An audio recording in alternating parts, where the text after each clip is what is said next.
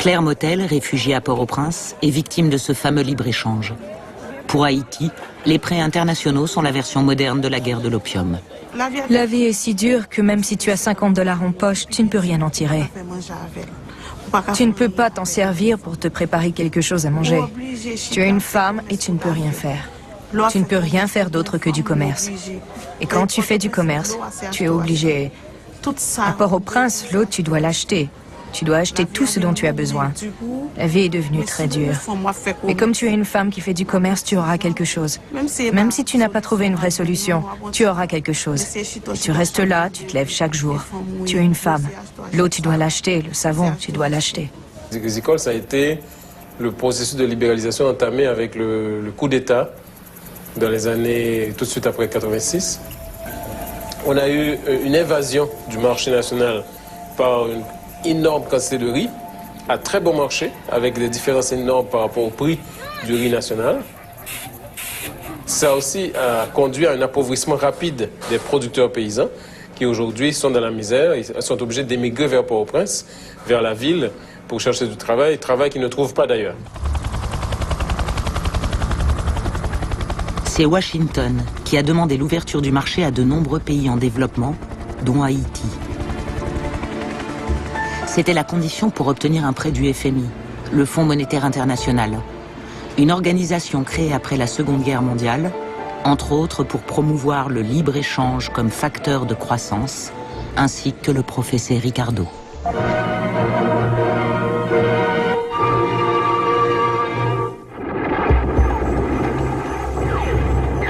The Allies had barely landed at Normandy when the idea of a monetary fund began to move rapidly from concept to reality. The idea was that by working together to increase world economic welfare, nations would also increase the chance of political peace. With war still raging, the foundation was laid for the International Monetary Fund.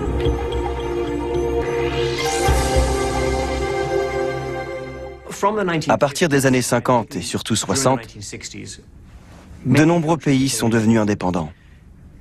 Ces pays que nous appelons aujourd'hui les pays en voie de développement, où les marchés émergents ont commencé à avoir des perspectives de croissance importantes. Ils ont voulu emprunter pour financer les investissements dont ils avaient besoin. Et c'est là que les ennuis ont commencé. When countries face economic crises or want to prevent them, they can turn to the IMF for advice and loans to help put out their fire and restore stability.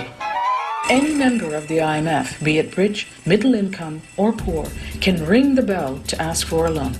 These loans come in various shapes and sizes. They're cheaper than other sources and are tailored to specific needs.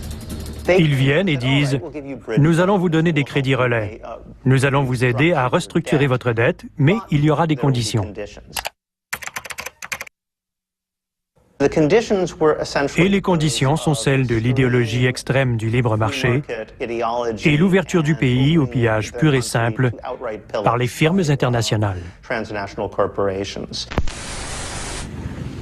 Look, don't give me a hard luck story. I hear them every day. And quite frankly, they bore me.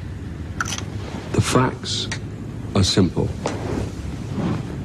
In 1973, this bank gave you a loan, and you still haven't paid it back. Si ces pays se sont attirés des ennuis et ne peuvent pas rembourser leurs créanciers extérieurs, doit-on les laisser tomber, comme on l'a fait entre les deux guerres ? Ou doit-on faire intervenir un organisme plus multinational, basé sur des règles, pour permettre la renégociation de leurs dettes et les aider à s'orienter dans une voie plus durable? Times are tough, and we're all having to clamp down. And don't look at me like that. This is a bank, not a charity.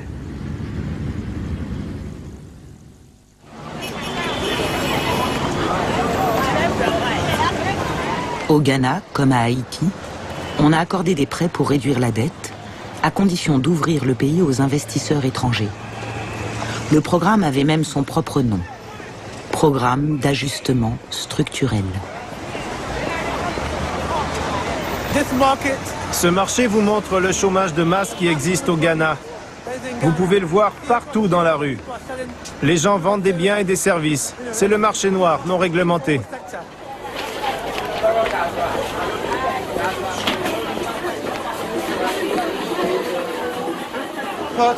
Riz thaïlandais, américain, vietnamien. C'est ce qui arrive quand vous libéralisez l'économie. L'importation bon marché de ces biens et services porte préjudice aux entreprises de fabrication locale.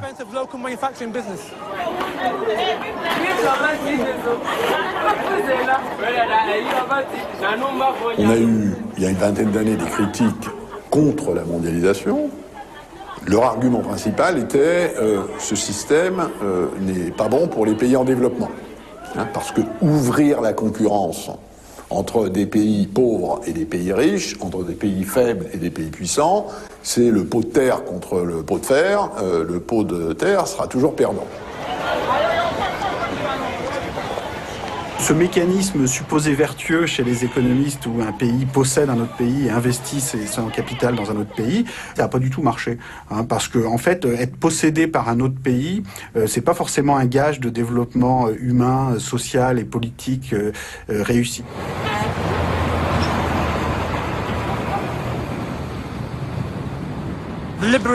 Libéraliser notre économie voulait dire ouvrir notre marché aux intérêts étrangers. Presque toutes les industries que vous voyez ont été vendues à des investisseurs privés ou rasées et reconstruites. L'expérience prouve, si vous regardez l'histoire économique des 50 dernières années, que les pays qui ont ouvert leurs échanges ont eu, en moyenne, des résultats économiques et donc, dans la plupart des cas sociaux, bien meilleurs que les États qui ne l'ont pas fait ou qui l'ont fait dans une moindre mesure.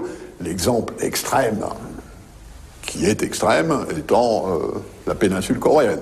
Une Corée du Sud qui s'est très bien développée parce qu'elle s'est ouverte, et une Corée du Nord qui est dans l'état que nous connaissons parce qu'elle est restée fermée.